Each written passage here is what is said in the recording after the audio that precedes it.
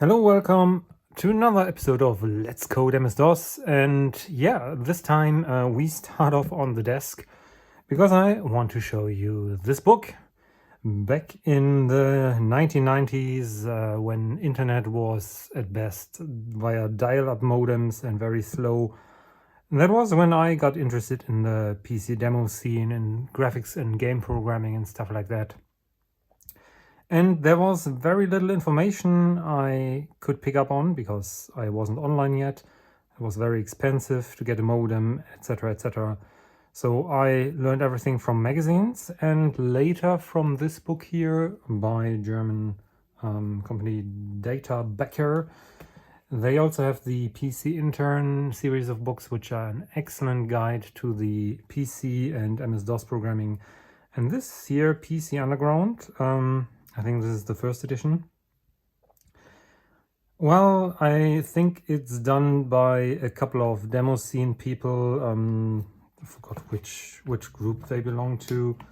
But they explain quite a bit about DOS, VGA, 3D, etc. programming. It is also about Windows 95 because it was released in 1996 or something. I forgot. Something like that. Late DOS years, definitely. So this came a little bit almost too late for me. But I learned quite a bit from it. It's in German, obviously. I think there might have been English translation as well. But this was our go-to thing for, for us German kids, basically.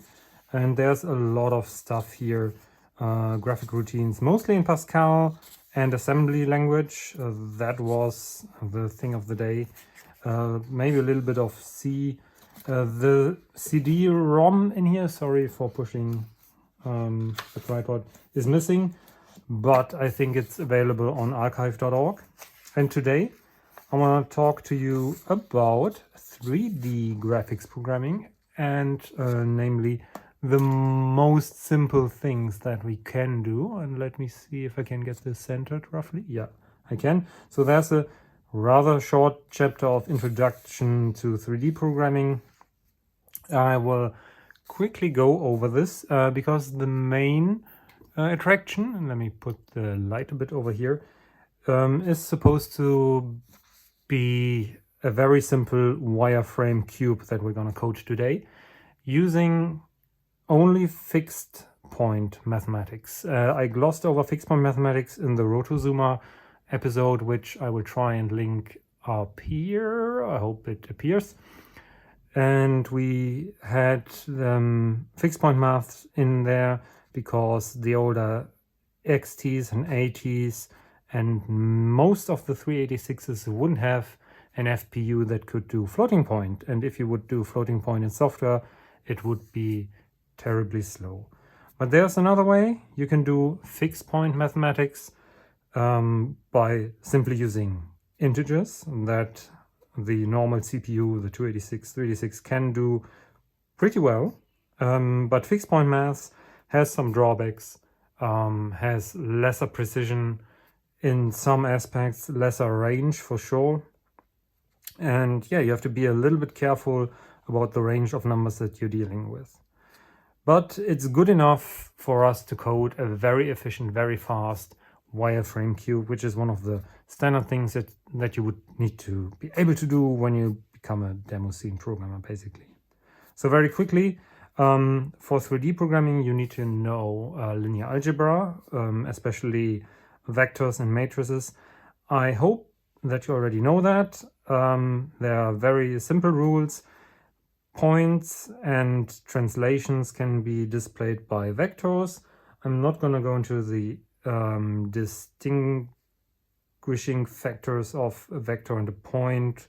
For now, we will just keep three-dimensional vectors and leave the fourth thing away for points versus vectors because we won't need it today. We can talk about that in a different episode. So we'll keep the math a little bit simpler. So basically a three-dimensional vector has three components. It will be something like an array, for example, or a tuple in C, programming language. And yeah, it can be an arbitrary values which determine in the x, y, and z direction where in space you are or what kind of translation you're doing. You can do several operations on vectors. You can, for example, take the length of a vector, which is defined here. We won't need that right now. You can add vectors that we will need actually for translation, because we want to translate our cube so that we can actually see it and it won't be in the middle of the observer. And that's pretty simple, just by adding, it's basically adding the arrows at the vectors, because every vector basically represents a translation from the origin 0, 0, 0 to the specified value like 2, 3, minus 5. And you can add two vectors by basically just adding each component on its own. And subtraction also works, which will give you a vector pointing from one vector to the other. Yeah, you should look that up on Wikipedia or something, or pause and take a look at these images here. There are also scalar products. I won't go into that detail, where you can calculate the cosine enclosed between two vectors, so you can basically compute the angle. We will need that later if we ever get to that, for lighting and stuff like that.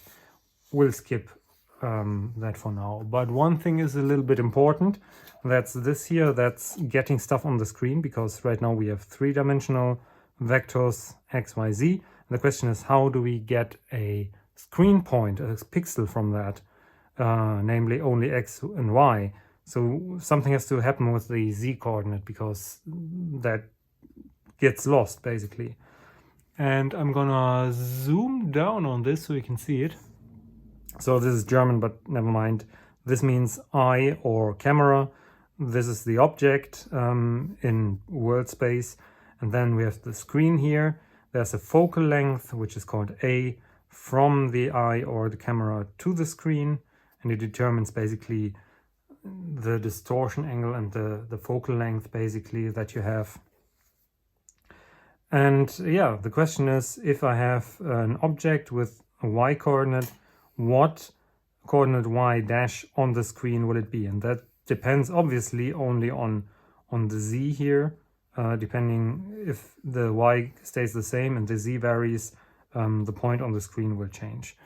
And what you can see down here is y equals, or y dash, the projected point, equals the focal length a times the coordinate y over z. Very simple. And the x coordinate is the same. X dash or x prime equals a times x over z. So very simple. You need one division. So that's fine. Let's zoom out a little bit again. Then we need transformations. Translations are very simple. It's just adding a vector to another vector. But these things here are the rotation matrices. So we want to be able to rotate objects so that we don't have to look at them only from one side. And our rotating cube will do exactly that, rotate around two axes. And that's relatively simple. There are rotation matrices. They have written them a little bit stupidly. I'm gonna take my ball pen and put the matrix braces around that so that you know that it should look like that.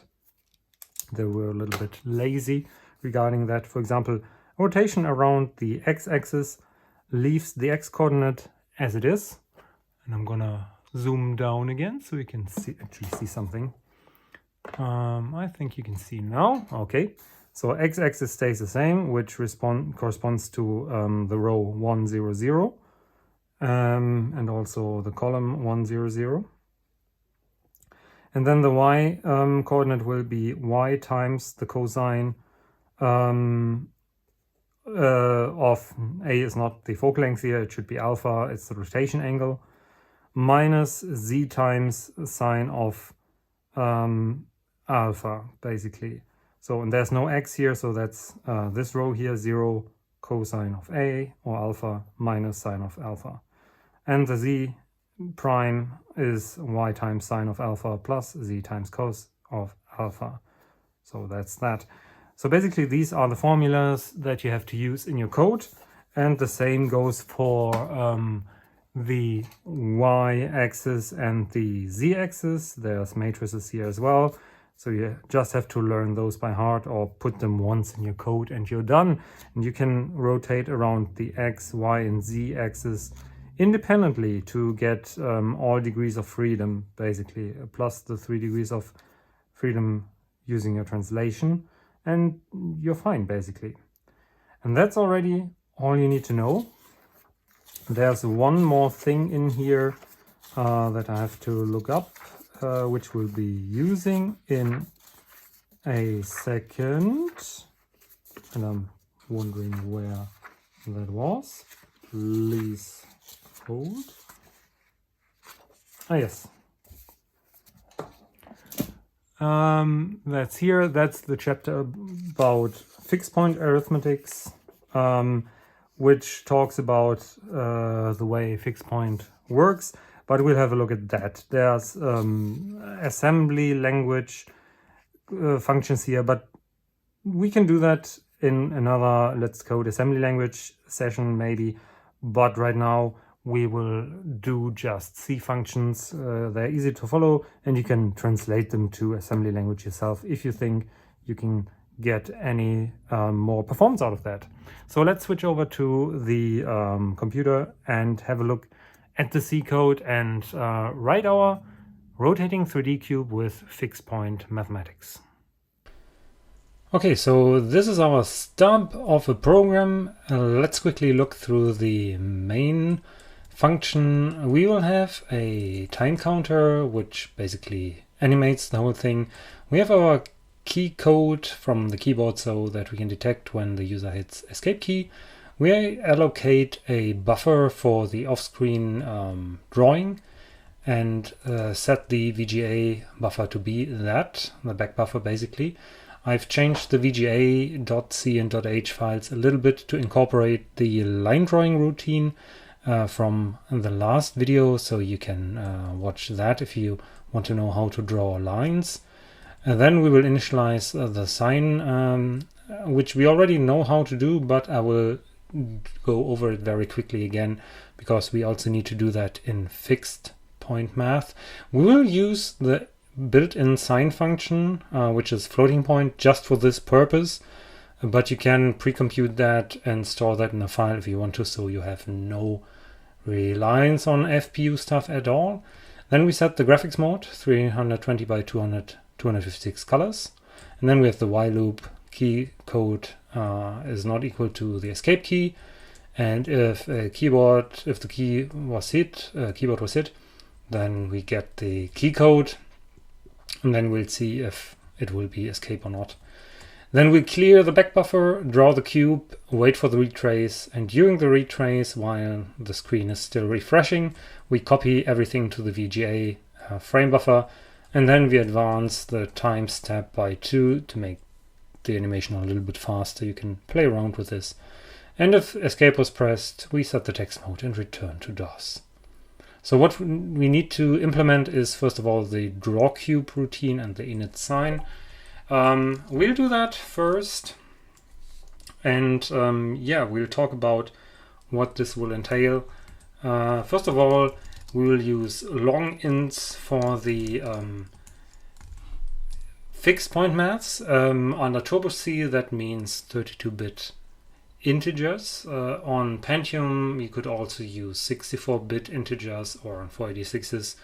But here we are using a 286 at most, and Turbo C comes with arithmetics for 32-bit integers, which is a bit slow on a 286, but it could be done natively on a 386. But we want to be able to support as old a PC as possible, down to the 8088, which also can do 16-bit arithmetics, although a little bit slower.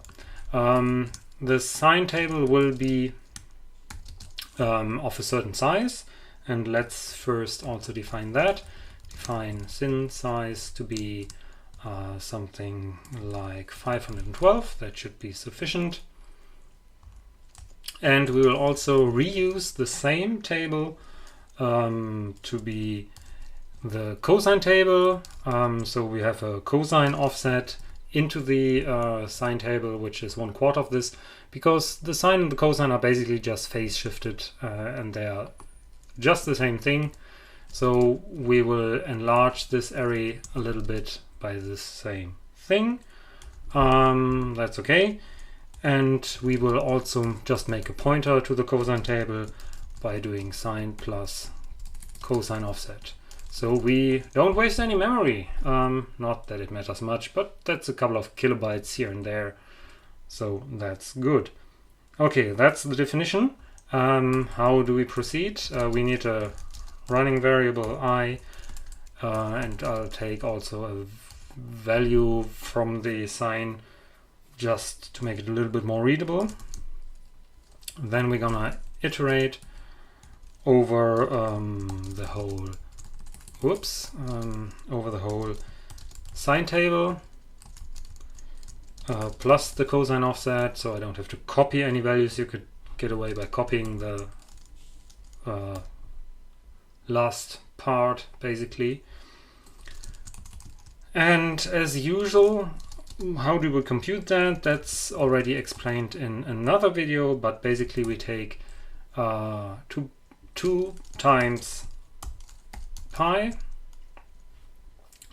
Pi is already defined in the math.h times I over double, so that we get a double value sin size. Okay, what does that mean? This gives us a fraction basically between 0 and 1, depending on where we are, and this computes the whole circle basically. From 0 to 2 pi, and this gives us a full sine curve. If we add the cosine offset there as well, we also get a little bit more. We scale up to 1.25 times 2 times pi. So that's fine. And the entry into the sine table has to be converted to a fixed point value now. How does that work? Well, we will write a macro called toFix, which takes a double value and will convert it to a fixed point value. For that to work, we need to think about the precision that we're going to use. Fixed point mathematics will have a certain precision, and we will take 9 bits here. We could go with 8 bits plus 24 in a long that are for the integer part of the fixed point value, but that is a bit crude, so we'll take 512 graduations. You could also use 10. This changes basically your effective numeric range that you can actually do. Yeah, what does the toFix macro look like? Well, basically we will take, let's leave a little bit of space here. We take the value x and multiply it by 1 shifted this many times to the left basically. We could probably also just shift the whole thing, but I like to write it like this because then it's clear that we are doing a multiplication. We could just write this, but for clarity's sake, and as this can be evaluated more or less by the compiler, I think it doesn't hurt. We can rewrite it later if we want to. So this will give us basically a double value right now. How many closing braces do I need? Something like this. And that whole value we will cast into a 32-bit integer. Okay, this basically just left shifts everything or multiplies everything, and then that works like that. Important here, of course, as this is a double value, we can't left shift. That's why we're doing the 1 left shift fixed precision. So that's why. And if we just cast this to a long, then it won't work because we will cut off all the fractional parts basically. The question is, how do we convert this back? This is basically the function toLong, I'm gonna call this. It's also a macro. And here we do the same thing, but in reverse. We divide by 1 shift left to fix precision, right?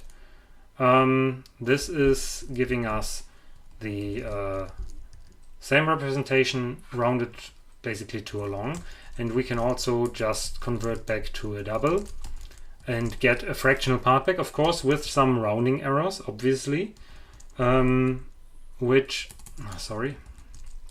works very, very similarly. But first we're gonna cast our input value x and then divide that by, and to make sure that it's also definitely double, we cast that as well. Again, our precision value, which is basically 512 in our case. All right, that's that. So we have 3 functions. We can convert to a fixed point representation or back from fixed point to double or long value. We will have a little bit of issues on a 286 with only 32 bits. And a 386 would be nice to have here, but I'm gonna limit myself to 8086 and 286s here. But we'll get to that in a minute. Okay, so we can initialize the sine function, and we also need some mathematics functions. Addition and subtraction are just that. You can just write a minus b and a plus b because they're integers. Nothing to do there.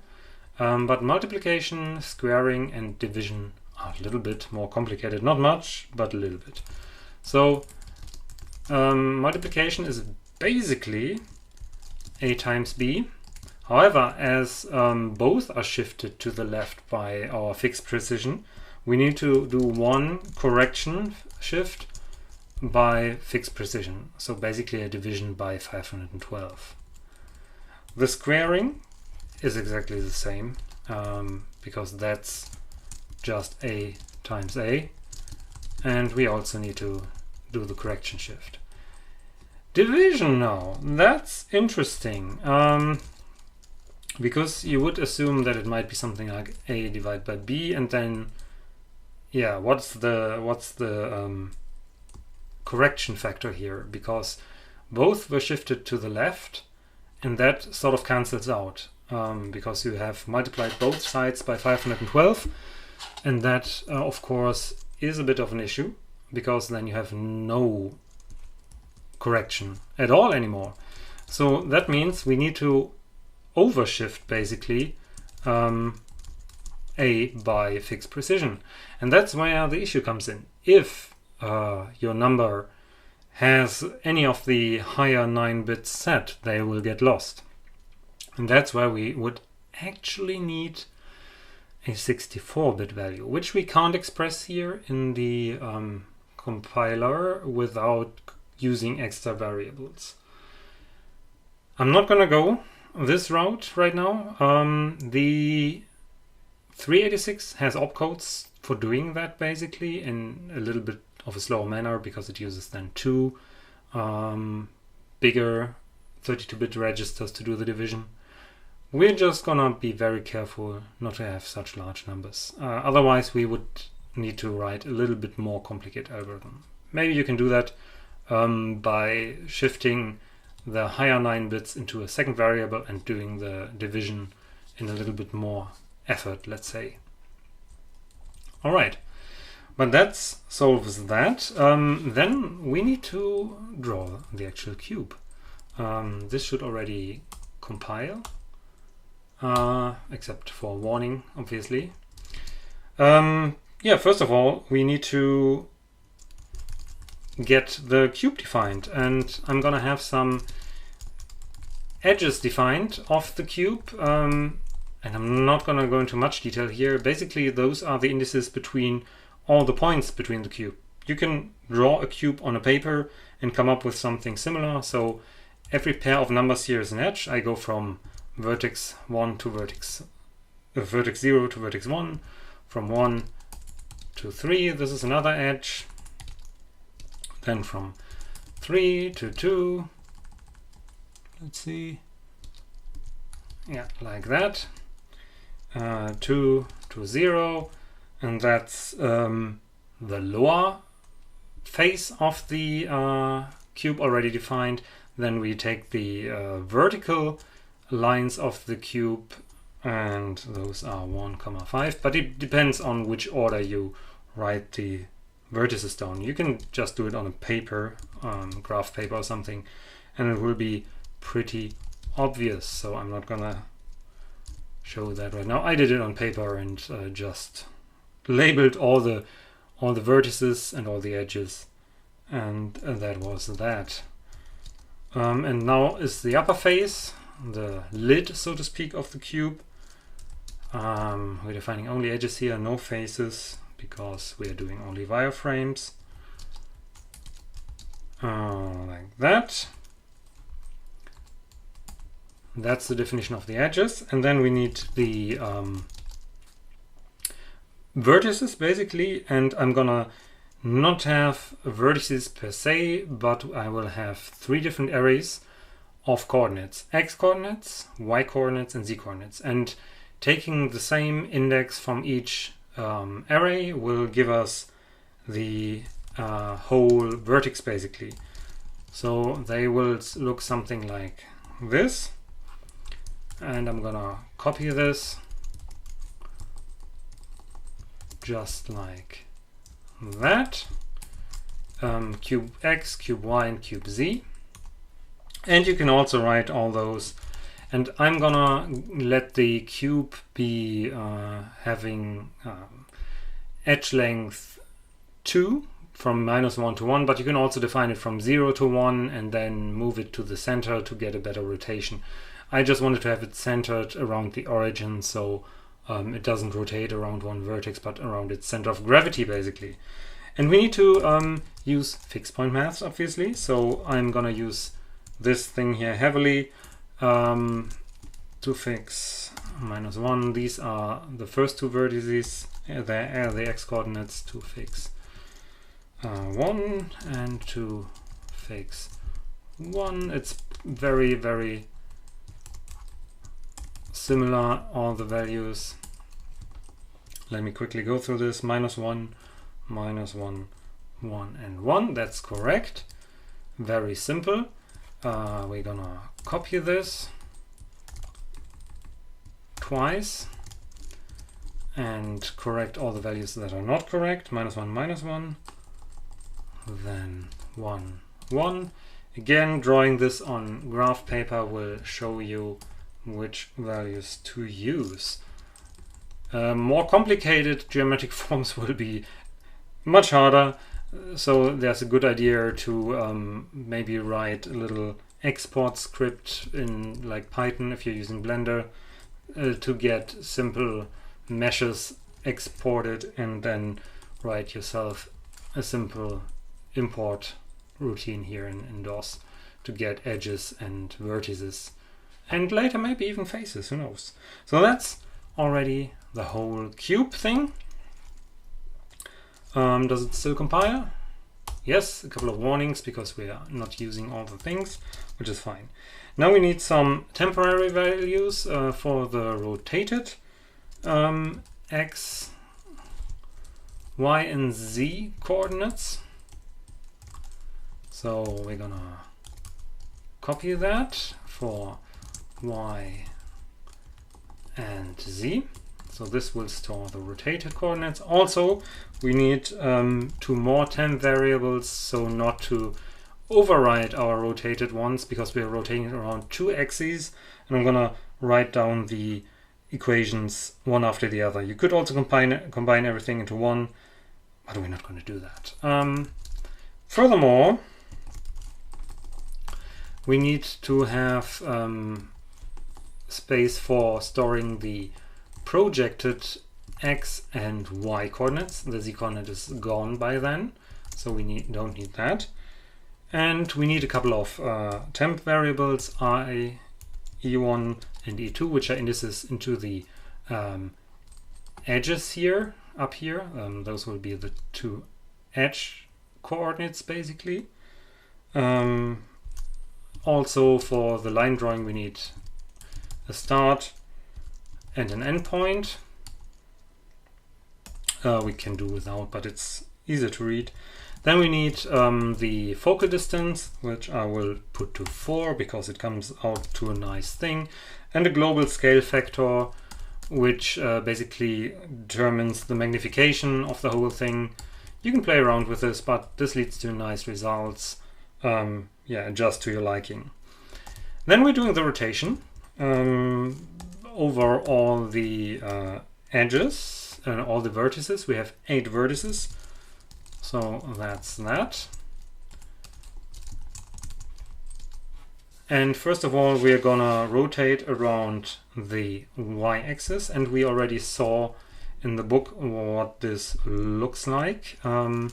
So cube rotated x of this particular vertex is multiplication, and we need the fixed point multiplication here of the cube x coordinate at this point and the cosine value. And the rotation angle is just our timestamp modulo the sine table size, so that it loops around basically every time. Then we need to add again a product of the z coordinate times the sine value of t modulo sine size. This is just written out the formula that you just saw in the book. The y coordinate here stays the same because we are rotating around the y-axis, so that just stays. And the z-axis is again very similar. We need a fixed point multiplication of the x coordinate times the sine. You could take arbitrary values here depending on how fast you want everything to rotate. I'm a bit annoyed here.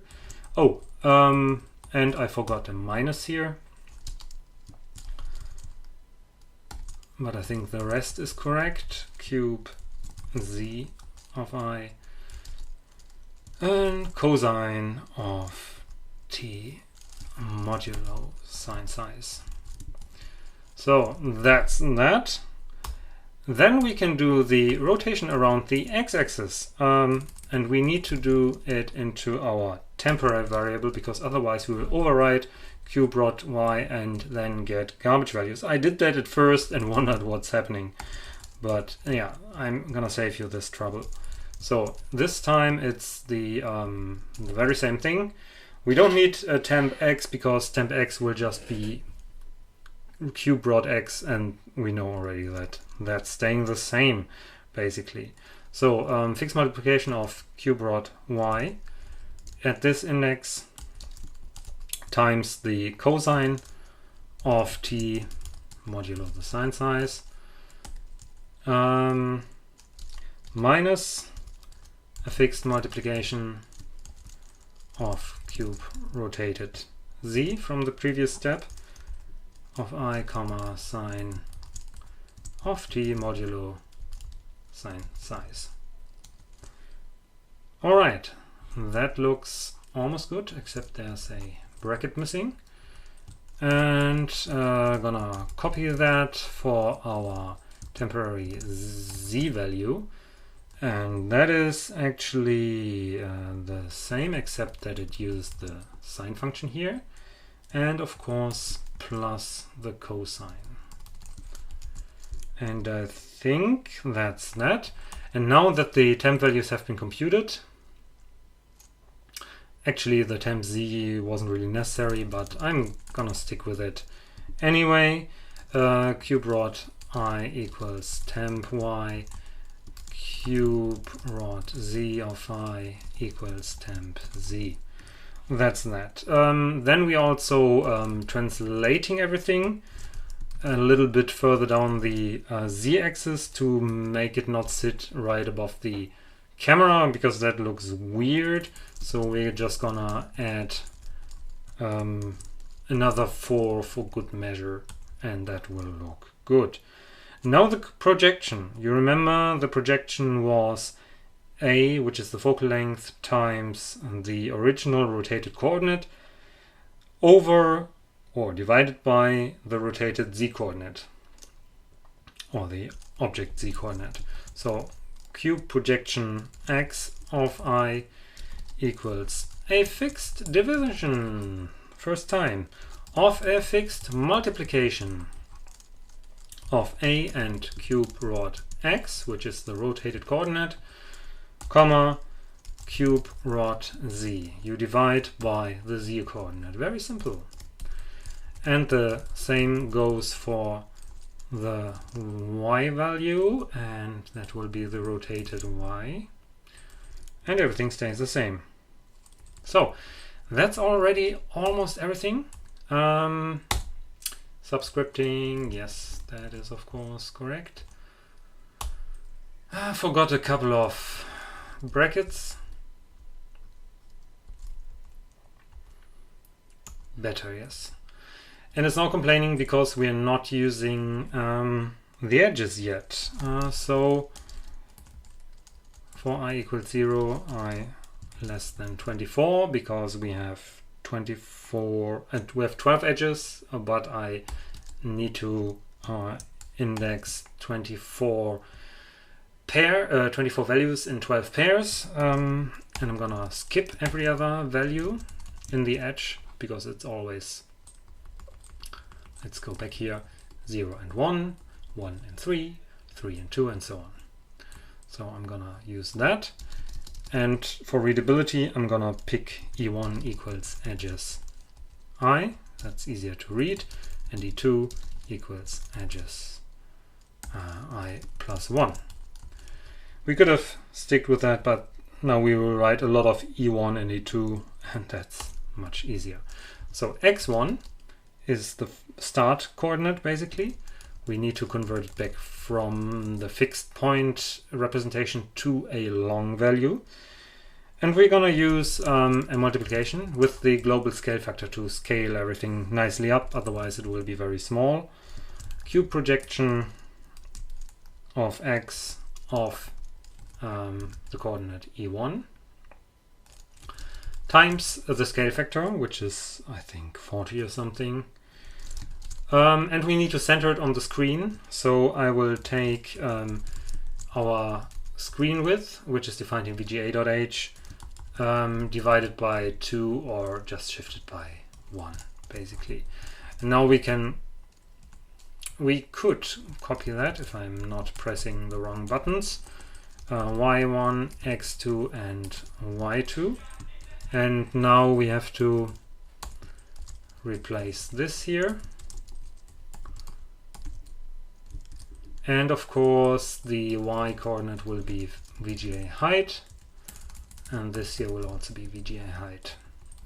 So as you can see, all the multiplication, addition, and so on was done in fixed point mathematics, and only at the very end we convert back to a regular long value, which should be fine.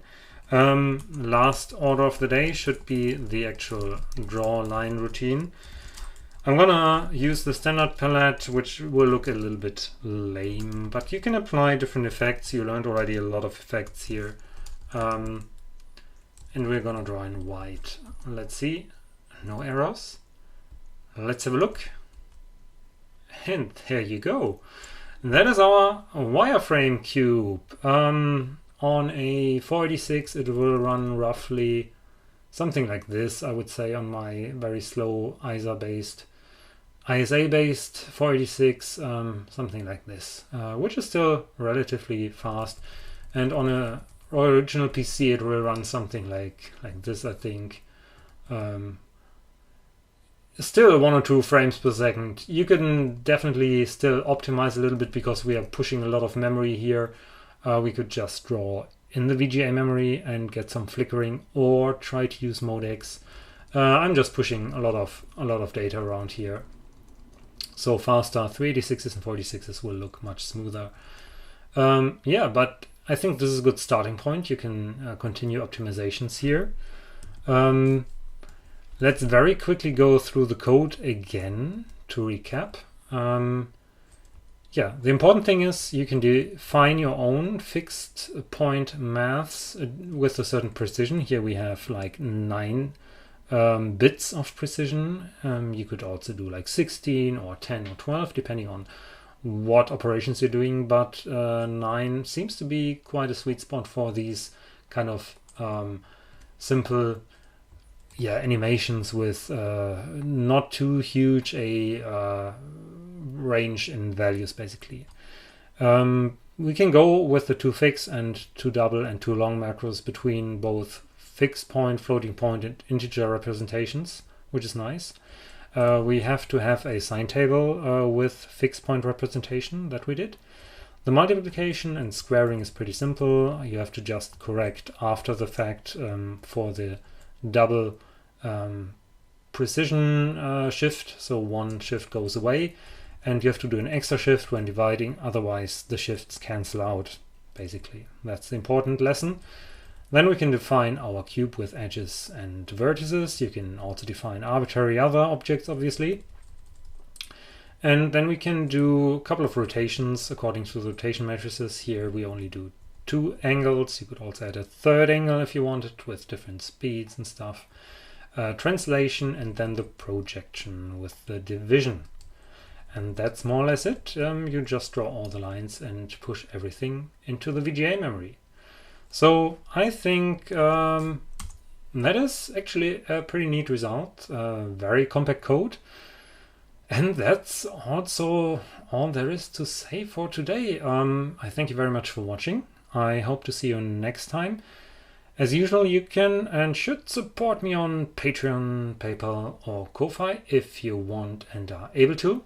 If not, just leave a comment, leave a like, share on social media, that's always very useful. And yeah, leave a comment, tell me about your experiences with coding 3D engines that are probably more complicated than this, but I think this is a good start. We can definitely build on this, we can optimize the speed still, and do maybe more interesting effects with 3D in the future. But that's it for a moment. See you next time. So long and have a nice evening.